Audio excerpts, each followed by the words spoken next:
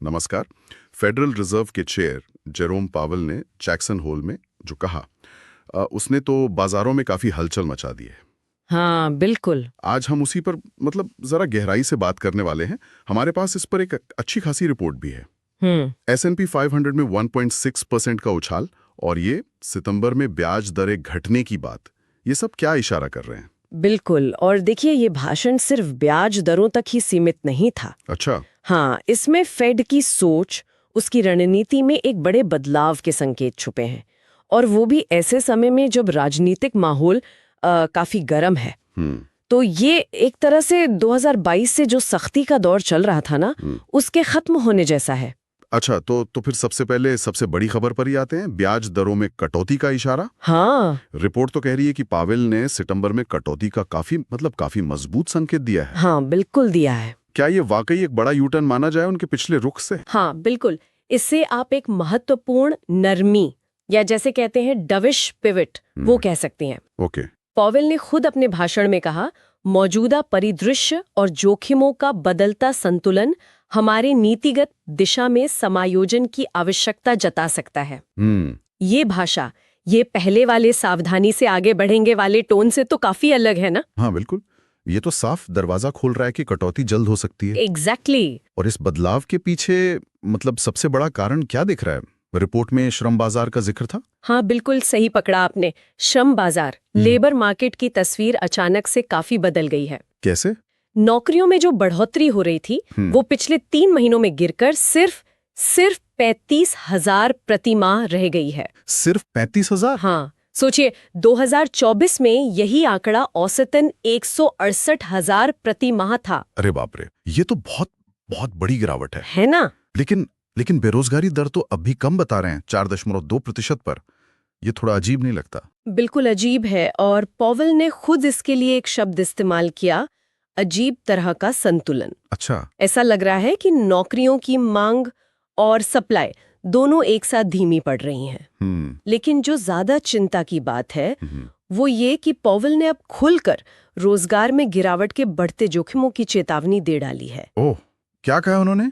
उन्होंने कहा कि ये जोखिम तेजी से बढ़ती छटनी और बढ़ती बेरोजगारी के रूप में सामने आ सकते हैं। ओके। और शायद यही डर है जो फेड को अब दरें घटाने पर सोचने के लिए मजबूर कर रहा है। ठीक है, ये श्रम बाजार वाला दबाव समझ आता है, लेकिन महंगाई का क्या? इन्फ्लेशन? हाँ, वो भी एक बड़ा सवाल है। वो तो अब भी फेड के 2% लक्ष्य से ऊपर है, और ऊपर से ये टैरिफ का भी तो असर पड़ रहा होगा। पावेल ने इस बारे में क्या कहा? हाँ, उन्होंने बिल्कुल माना कि टैरिफ से कीमतें बढ़ रही हैं और शायद आगे और बढ़ सकती हैं। तो फिर तो चिंता की बात है। हाँ, पर उनका नजरिया इस पर थोड़ा शांत सा लगा। उन्होंने कहा कि टैरिफ का असर शायद अपेक्षाकृत अल्पकालिक होगा। अल्पकालिक? हाँ, उन्होंने इसे कीमत स्तर में एक मुश्त बदलाव कहा। मतलब वो ये मान रहे हैं कि ये बस एक टेम्पररी झटका है, कोई महंगाई की नई लहर नहीं। बिल्कुल ऐसा ही लगता है, और उनका भरोसा शायद इस बात पर है कि देखिए, महंगाई भले ही पिछले 4 साल से लक्ष्य से ऊपर रही हो, लेकिन लंबी अवधि की महंगाई की उम्मीदें, लॉन्ग टर्म इन्फ्लेशन एक्सपेक्टेशंस, वो अब भी स्थिर हैं। अच्छा, यानी लोग और बाजार अब भी यही मान रहे हैं कि लंबे समय में महंगाई काबू में आ जाएगी। एग्जैक्टली। और पावेल ने बहुत साफ शब्दों में कहा, चाहे जो भी हो, हम कीमत स्तर में एक मुश्त वृद्धि को एक स्थायी मुद्रास्फीति समस्या नहीं बनने देंगे। ओके। वो तैयार है, अगर जरूरत पड़ी तो एक्शन लेने के लिए वो तैयार है। ये तो हुई दरों और महंगाई की बात जी।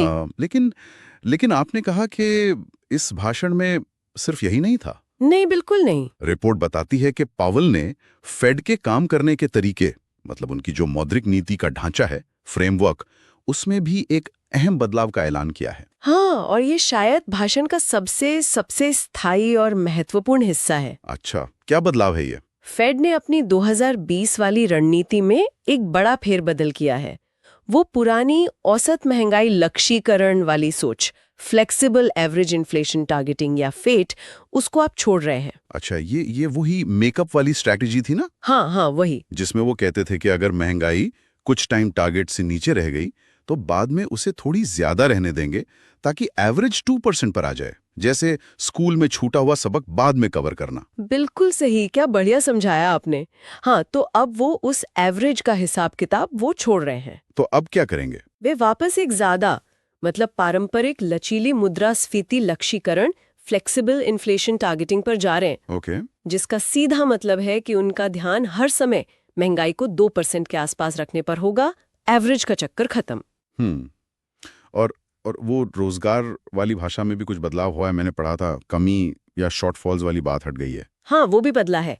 पहले 2020 के फ्रेमवर्क में उनका फोकस था रोजगार को उसके अधिकतम स्तर से नीचे जाने से रोकना, यानी शॉर्टफॉल्स पर ध्यान था। राइट। अब उन्होंने वो शॉर्टफॉल शब्द हटा दिया है।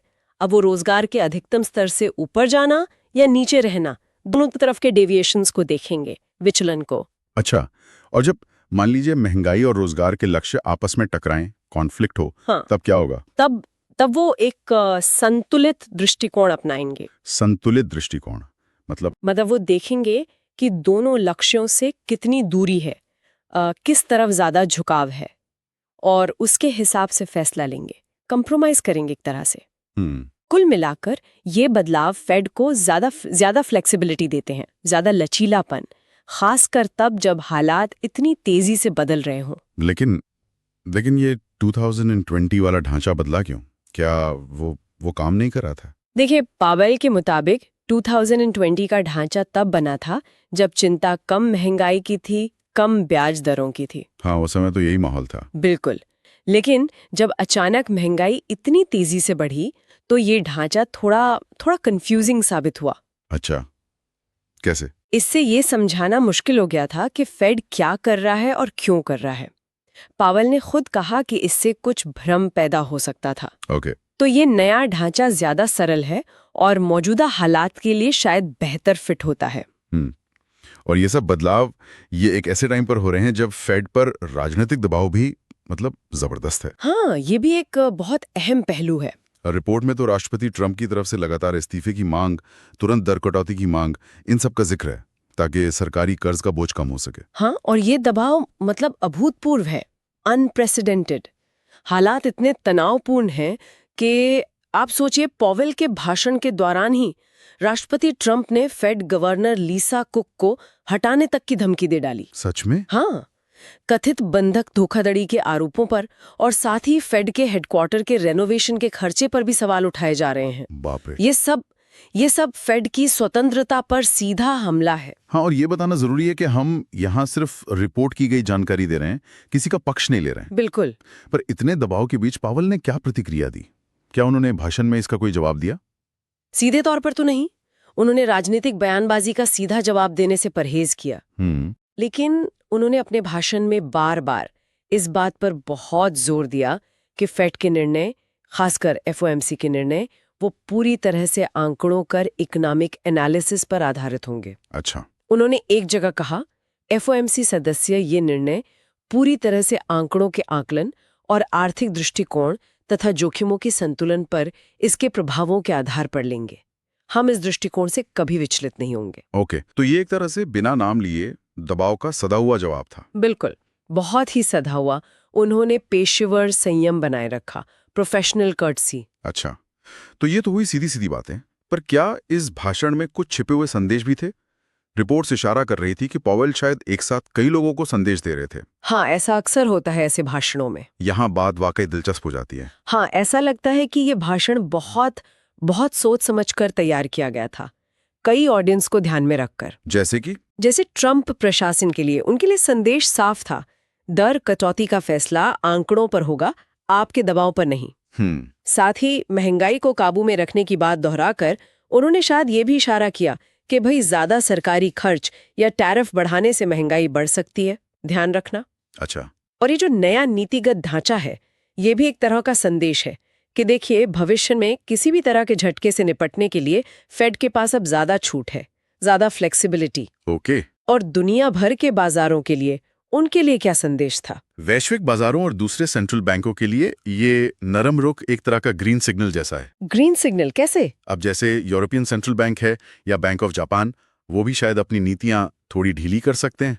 उन्हें ये चिंता कम होगी कि उनकी मुद्रा डॉलर के मुकाबले बहुत ज्यादा कमजोर हो जाएगी। अच्छा। इससे डॉलर थोड़ा कमजोर हो सकता है और ये उन उभरते बाजारों के लिए राहत की बात होगी जिन पर डॉलर में भारी कर्ज है। हाँ, ये तो है। कुल मिलाकर ये वैश्विक अर्थव्यवस्था को थोड़ा सहारा दे सकता है। और सीधे फाइनेंशियल मार्केट्स मतलब शेयर बाजार, बॉन्ड बाजार, उनको क्या संकेत मिला? फाइनेंशियल मार्केट्स के लिए संदेश थोड़ा मिला जुला था, लेकिन बड़ी कुशलता से दिया गया। वो कैसे? एक तरफ तो कटौती का साफ इशारा था, जिससे बाजार खुश हो गए, जैसा हमने देखा। हाँ। दूसरी तरफ पोवेल ने इस बात पर भी जोर दिया कि फेड सावधानी से आगे बढ़ेगा, प्रोसीड केयरफुली, ताकि लोग ये ना समझें कि अब बस कटौतियों की झड़ी लग जाएगी। बिल्कुल। उन्होंने बार बार डेटा पर निर्भरता यानी डेटा डिपेंडेंसी की बात की, मतलब आगे के कदम आने वाले आंकड़ों पर निर्भर करेंगे। ओके। और 2% महंगाई लक्ष्य के प्रति अपनी प्रतिबद्धता दोहराकर उन्होंने ये भी पक्का किया कि महंगाई बढ़ने की उम्मीदें वो बेकाबू ना हो जाएं। काफी सधा हुआ खेल। हाँ, बिल्कुल। और इस सधे हुए संदेश का असर तो तुरंत दिखा। आपने अमेरिका का जिक्र किया था। S&P 500 1.6% ऊपर। हाँ, अमेरिका में तो तेजी आई ही। डाउ जोन्स 1.9%, नैस्डैक 2% ऊपर, और बॉन्ड्स में भी 10 साल के सरकारी बॉन्ड की यील्ड गिरी। कितनी? 7.2 बेसिस पॉइंट गिरकर 4.26% पर आ गई। ये दिखाता है कि बाजार अब कम ब्याज दरों की उम्मीद कर रहा है। और सितंबर में कटौती की संभावना? वो तो 90% से भी ज्यादा मानी जाने लगी इस भाषण के बाद। वाह। और दुनिया के बाकी हिस्सों में क्या हुआ? Europe, Asia? अंतर्राष्ट्रीय स्तर पर भी असर दिखा। यूरोप के मुख्य शेयर बाजार वो भी 0.3% से 0.5% तक बढ़े। अच्छा। एशिया में थोड़ा मिला जुला रुख था, लेकिन चीन का शंघाई कॉम्पोजिट 1.5% चढ़ा। और जैसा हमने पहले कहा, फेड के नरम रुख की उम्मीद में दुनिया की जो प्रमुख मुद्राएं हैं वो डॉलर के मुकाबले थोड़ी मजबूत हुई। तो अगर हम इसे आम अर्थव्यवस्था के नजरिए से देखें तो इसका मतलब क्या है, खासकर उभरते बाजार जैसे भारत और विकसित देश जैसे यूरोप या जापान? देखिए, उभरते बाजारों इमर्जिंग मार्केट्स के लिए ये कई तरह से फायदेमंद हो सकता है। जैसे? एक तो डॉलर अगर कमजोर होता है तो उनका आयात बिल कम हो सकता है, और जिन देशों पर डॉलर में कर्ज है उनका बोझ घट सकता है। हाँ, ये तो बहुत बड़ी राहत होगी। बिल्कुल। साथ ही जब अमेरिका में ब्याज दरें कम होती हैं तो निवेशक क्या करते हैं, वो ज्यादा मुनाफे की तलाश में उभरते बाजारों की ओर पैसा लगाते हैं। कैपिटल फ्लो बढ़ता है। ओके। और कमजोर डॉलर से कमोडिटी जैसे तेल, मेटल्स, इनकी कीमतें भी बढ़ सकती हैं, जिसका फायदा कमोडिटी एक्सपोर्ट करने वाले देशों को मिलता है।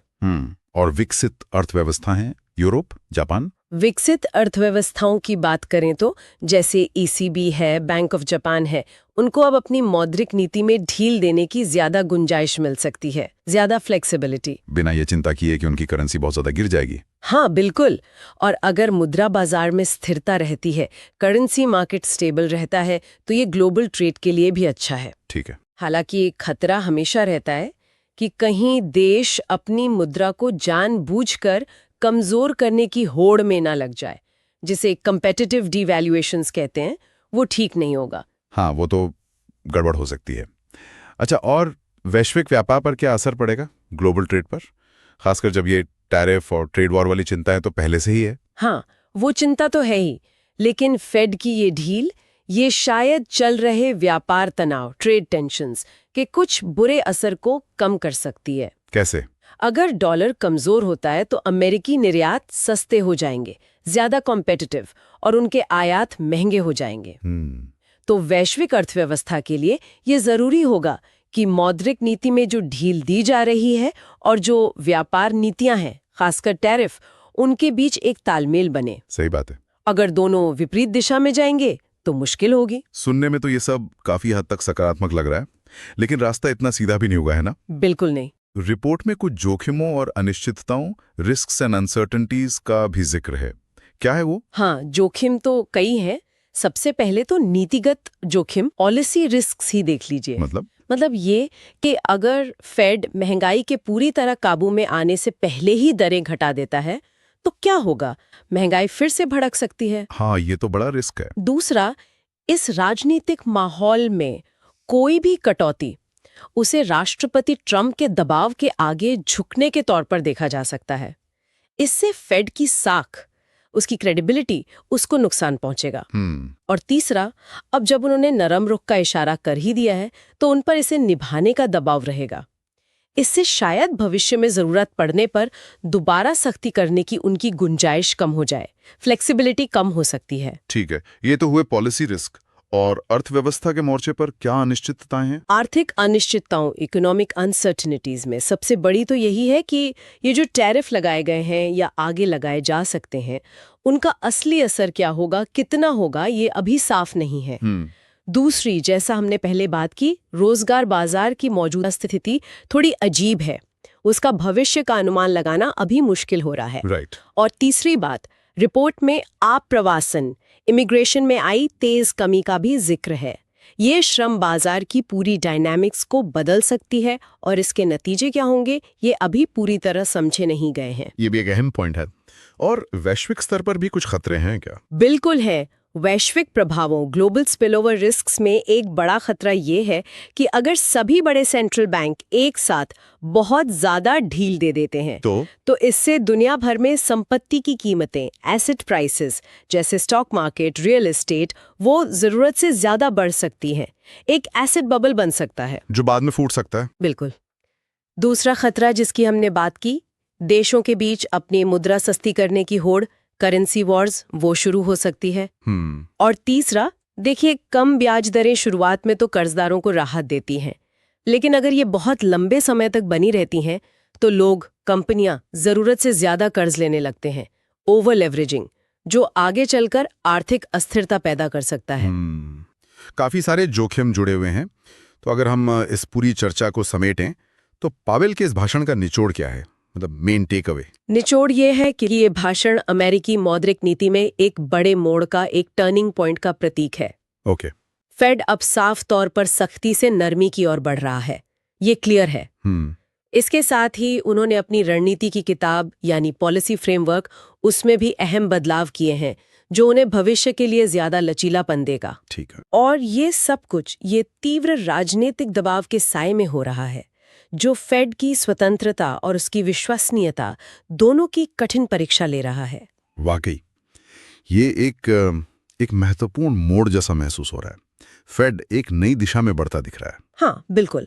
नया ढांचा शायद भविष्य के संकटों का सामना करने के लिए बेहतर है। वैश्विक असर भी काफी अहम हो सकता है। लेकिन असली चुनौती वो अब शुरू होगी। क्या फेड आर्थिक जरूरत और राजनीतिक दबाव के बीच वो नाजुक संतुलन साध पाएगा? हाँ। क्या वो अपनी साख, अपनी स्वतंत्रता बनाए रख पाएगा? यही सवाल पावेल के बाकी कार्यकाल और अमेरिकी मौद्रिक नीति के भविष्य को तय करेगा। बिल्कुल।